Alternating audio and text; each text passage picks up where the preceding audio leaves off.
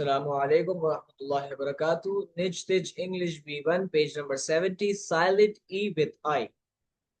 इस पेज में वर्ड्स मौजूद हैं जिनके अंदर आई और ई मौजूद है।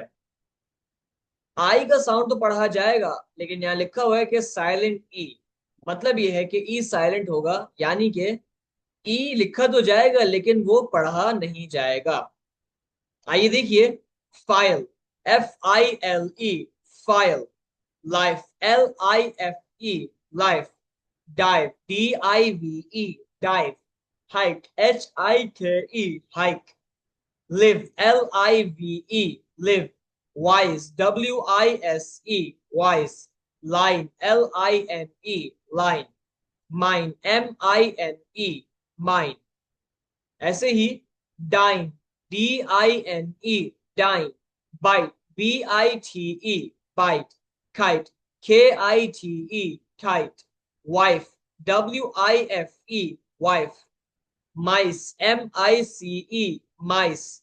Site, SITE, site. Nice, NICE, nice. Lite, LITE, lite. File, life, dive, hike, live, wise, line, mine, dine, bite, kite, wife, mice, sight, nice, light।